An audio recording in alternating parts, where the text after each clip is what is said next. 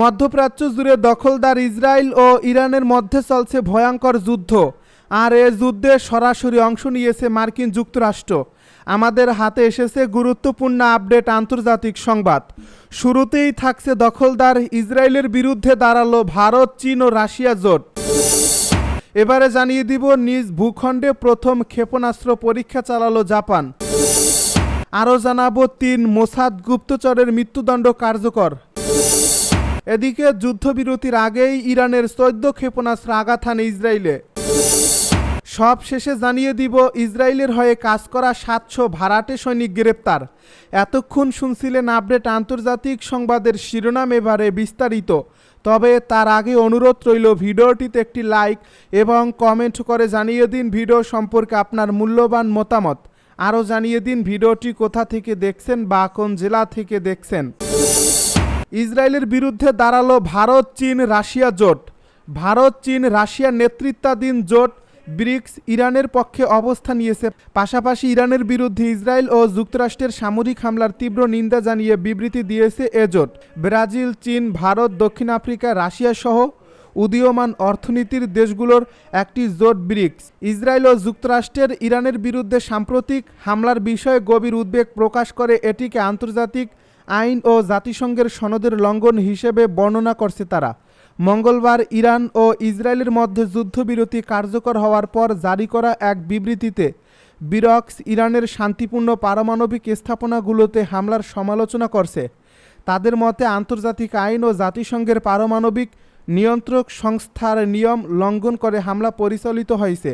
এ জোটটি যুদ্ধরত পক্ষগুলোকে কূটনীতিতে ফিরে আসার আহ্বান জানিয়ে বলেছে, পরিস্থিতি উত্তেজনা মুক্ত করার এবং শান্তিপূর্ণ উপায়ে তাদের মতভেদ নিরসনের লক্ষ্যে আলোচনার বিকল্প নেই। ইরান ও সংযুক্ত আরব আমিরাত ব্রিক্স সদস্য। জোটের মতে সংলাপের মাধ্যমে হিংসার চক্র ভাঙা এবং শান্তিপূর্ণ পুনরুদ্ধারের প্রয়োজন রয়েছে। নিজ ভূখণ্ডে প্রথম ক্ষেপণাস্ত্র পরীক্ষা চালালো জাপান। চীনের ক্রমবর্ধমান হুমকি মোকাবিলায় সামরিক সক্ষমতা বৃদ্ধির অংশ হিসেবে জাপান তাদের নিজস্ব ভূখণ্ডে প্রথমবারের মতো একটি ভূমি থেকে জাহাজ ক্ষেপণাস্ত্রের পরীক্ষা চালিয়েছে। দেশটির প্রতিরক্ষা কর্তৃপক্ষ একে বর্তমান গম্ভীর নিরাপত্তা পরিস্থিতিতে অত্যাবশ্যক প্রশিক্ষণ হিসেবে বর্ণনা করছে। বুধবার এক প্রতিবেদনে খবর দিয়েছে বার্তা সংস্থা এএফপি। মঙ্গলবার দেশটির উত্তরাঞ্চলীয় হোক্কাইডো দ্বীপের একটি প্রশিক্ষণ এলাকায় জাপানের স্থল আত্মরক্ষা বাহিনী একটি টাইপ ৮-৮ ক্ষেপণাস্ত্র প্রশান্ত মহাসাগরীয় উপকূলের পানির দিকে উৎক্ষেপণ করে। জাপানের সেনাবাহিনী সাধারণত এ ধরনের ক্ষেপণাস্ত্র মহড়া যুক্তরাষ্ট্রের ঘাঁটিতে পরিচালনা করে থাকে, কিন্তু সেখানে প্রশিক্ষণ ব্যয়বহুল এবং অংশগ্রহণকারীর সংখ্যাও প্রায় সীমিত থাকে। বুধবার নিয়মিত সংবাদ সম্মেলনে সরকারের মুখপাত্র ইয়োশিমাসা হায়াশি বলেন, দেশের অভ্যন্তরে এমন সরাসরি গুলি চালানোর মহড়া আরও বেশি সেনার জন্য প্রশিক্ষণের সুযোগ সৃষ্টি করে। তিনি বলেন, বর্তমান গম্ভীর নিরাপত্তা পরিস্থিতির প্রেক্ষাপটে দ্বীপসহ অন্যান্য এলাকা রক্ষার সক্ষমতা বজায় রাখা ও উন্নয়নের জন্য এ ধরনের মহড়া অত্যন্ত গুরুত্বপূর্ণ। আরও 3 মোসাদ গুপ্তচরের মৃত্যুদণ্ড কার্যকর। ইরানে আরও 3 মোসাদের গুপ্তচরের মৃত্যুদণ্ড কার্যকর করা হয়েছে। বুধবার সকালে এ মৃত্যুদণ্ড কার্যকর করা হয় বলে জানিয়েছে দেশটির বার্তা সংস্থা মেহের নিউজ। সম্প্রতি তাদেরকে গ্রেপ্তার করে বিচার প্রক্রিয়ার আওতায় আনা হয়। পুরো ফৌজদারি বিচার প্রক্রিয়া সম্পন্ন হওয়ার পর বুধবার সকালে তাদের সাজা কার্যকর করা হয়। মেহের জানিয়েছে, এই 3 জন গুপ্তচর তাদের কর্মকাণ্ডের জন্য শাস্তিপ্রাপ্ত হন এবং বুধবার ইরানের উরমিয়া শহরে তাদের মৃত্যুদণ্ড কার্যকর করা হয়। এদিকে গত 13 জুন থেকে শুরু হওয়া ইরান ইসরায়েল সংঘাতের অবসান হয়েছে 24 জুন। টানা 12 দিনের এ সংঘাতে তথা ইসরায়েলি বাহিনীর সামরিক আগ্রাসনে ইরানের নিহতের সংখ্যা 600 ছাড়িয়েছে। এর মধ্যে কেবল শেষ 24 ঘন্টাতে নিহত হয়েছে 107 জন। যুদ্ধবিরতির আগে ইরানের 14 ক্ষেপণাস্ত্র আঘাত হানে ইসরায়েলে।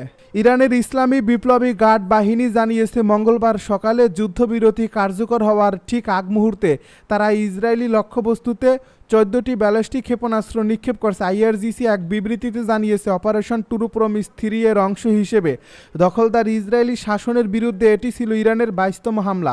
এই ক্ষেপণাস্ত্র হামলা মঙ্গলবার সকালেই পরিচালিত হয়, যুদ্ধবিরতি কার্যকর হওয়ার ঠিক আগে। এ বিবৃতিতে বলা হয়, সর্বশেষ এই প্রতিশোধমূলক হামলায় ইরানি বাহিনী ইসরায়েলি সামরিক ও লজিস্টিক কেন্দ্রগুলোতে আঘাত হানে, যা অধিকৃত ফিলিস্তিনি ভূখণ্ড জুড়ে বিস্তৃত ছিল। সর্বশেষ এই হামলা ছিল সোমবার রাতে, ইসরায়েলি বাহিনীর অন্ধ ও অপরাধমূলক হামলার জবাব। রাতের ওই হামলায় কয়েকজন ইরানি শহীদ হন। আইআরজিসি আরও জানায়, সন্ত্রাসী ও অপরাধী জায়োনিস্ট শাসন ব্যবস্থা ইরানের প্রতিরক্ষা সক্ষমতার সামনে হতাশ হয়ে যুক্তরাষ্ট্রকে যুদ্ধবিরতির জন্য চাপ দিতে আকুতি মিনতি জানিয়েছে। ইরানি সশস্ত্র বাহিনী সফলভাবে জায়োনিস্ট শত্রুর উপর নিজেদের ইচ্ছা চাপিয়ে দিয়েছে এবং শত্রুদের প্রতিটি তৎপরতা সতর্কতার সঙ্গে পর্যবেক্ষণ করছে বলেও জানানো হয়। প্রসঙ্গত, গত 13 জুন ইসরায়েল বিনা উস্কানিতে ইরানে আক্রমণ চালায়। তারা ইরানের পারমাণবিক, সামরিক ও আবাসিক স্থাপনায় বিমান হামলা চালায়, যার ফলে 600 এর বেশি ইরানি শহীদ হন, যাদের মধ্যে ছিলেন শীর্ষ সামরিক কমান্ডার, পারমাণবিক বিজ্ঞানী এবং সাধারণ নাগরিক। ইসরায়েলের হয়ে কাজ করা 700 ভাড়াটে সৈনিক গ্রেপ্তার। ইরানে ব্যাপক ধরপাকড় চলছে। ইসরায়েলের হয়ে কাজ করার অভিযোগে শত শত মানুষকে গ্রেপ্তার করছে দেশটির সামরিক বাহিনী। বুধবার সকালে স্কাই নিউজের তথ্য মতে এখন পর্যন্ত 700 ইসরায়েলি ভাড়াটে সৈনিককে গ্রেপ্তার করা হয়েছে। নূর নিউজ এজেন্সি জানিয়েছে, গত 12 দিনে ইসরায়েলের সঙ্গে সম্পর্ক থাকার অভিযোগে 700 জনকে গ্রেপ্তার করছে ইরান। ইরানের রাষ্ট্রীয় সংবাদ মাধ্যম ফার্স নিউজ তাদের ইসরায়েলি ভাড়াটে সৈনিক হিসেবে উল্লেখ করছে। দেশটির সামরিক সূত্র আরও জানিয়েছে, গত 12 দিনে 10,000 ড্রোন জব্দ করা হয়েছে। এসব ড্রোন বিস্ফোরক বহনে সক্ষম। ফার্স নিউজ আরও জানিয়েছে, ইরানে ইসরায়েলের আক্রমণ শুরু হওয়ার পর থেকে ইহুদিবাদী সরকারের গুপ্তচর নেটওয়ার্ক দেশে অত্যন্ত সক্রিয় ছিল। ইরানি গোয়েন্দা ও নিরাপত্তা বাহিনী 12 দিনের মধ্যে তাদের মধ্যে 700 জনেরও বেশি গ্রেপ্তার করতে সক্ষম হয়েছে। দাবিগুলো স্কাই নিউজ স্বতন্ত্রভাবে যাচাই করতে পারেনি। ইরানি কর্তৃপক্ষও সবার পরিচয় প্রকাশ করেনি। তারা বলছে, তদন্তের স্বার্থে গোপনীয়তা বজায় রাখা হচ্ছে। সব গুপ্তচরকে গ্রেপ্তার করে শাস্তি দেওয়া হবে। এদিকে আন্তর্জাতিক আণবিক শক্তি সংস্থার সঙ্গে সহযোগিতা স্থগিত করার জন্য একটি বিল পাশ করছে ইরানের পার্লামেন্ট।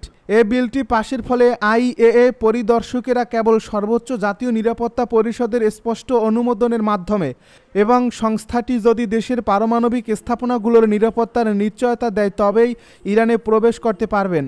নূর নিউজ সংসদের প্রেসিডিয়ামের একজন সদস্যের উদ্ধৃতি দিয়ে জানিয়েছে, সংস্থাটি আগের মতো ইরানের পরমাণু কর্মসূচি পর্যবেক্ষণ করতে পারবে না। তাদের কড়াকড়ির মধ্য দিয়ে ইরানে প্রবেশ করতে হবে। গাজায় হামাসের হামলায় 5 ইসরায়েলি সেনা নিহত। ফিলিস্তিনের অবরুদ্ধ গাজা উপত্যকার খান ইউনিসে ফিলিস্তিনি স্বাধীনতাকামী সংগঠন হামাসের অভিযানে দখলদার ইসরায়েলের 5 সেনা নিহত হয়েছেন। এ ঘটনায় আহত হয়েছেন আরও অন্তত 15 জন, যার মধ্যে কয়েকজনের অবস্থা গুরুতর। মঙ্গলবার হামাস ইসরায়েলি সেনাদের লক্ষ্য করে অতর্কিত হামলা চালায় বলে জানিয়েছে সংবাদ মাধ্যম প্যালেস্তাইন ক্রনিকল। ইসরায়েলি সংবাদ মাধ্যম জানিয়েছে, হামলা স্থলে কয়েকজন সেনা এখনও নিখোঁজ রয়েছেন। খান ইউনিসের যে এলাকায় এ হামলা হয়েছে সেখানে পরবর্তীতে ইসরায়েলিরা তীব্র হামলা শুরু করে। মূলত আহতদের উদ্ধারে হামলার তীব্রতা বাড়ায় তারা। জানা গেছে, হামাসের সদস্যরা দুভাগে এই অতর্কিত হামলা চালায়। প্রথমে সেখানে থাকা সেনাদের লক্ষ্য করে হামলা চালায় তারা। এতে হতাহত সেনাদের উদ্ধারে আসা সেনাদের আরেকটি দলকে লক্ষ্য করে দ্বিতীয় হামলা চালানো হয়। এতে লক্ষ্যবস্তু করা হয় ইসরায়েলি সেনাদের সামরিক যান। এর মধ্যে একটি সাঁজোয়া যানে আগুন লাগার ঘটনাও ঘটে। আহত সেনাদের পরবর্তীতে হেলিকপ্টারের মাধ্যমে উদ্ধার করা হয়। তাদের তেল আবিবের তেল হাশেমের হাসপাতালে নিয়ে যাওয়া হয়। আহতদের পরিবারের সদস্যদের অবহিত করা হয়েছে বলেও জানিয়েছে ইসরায়েলি সূত্র।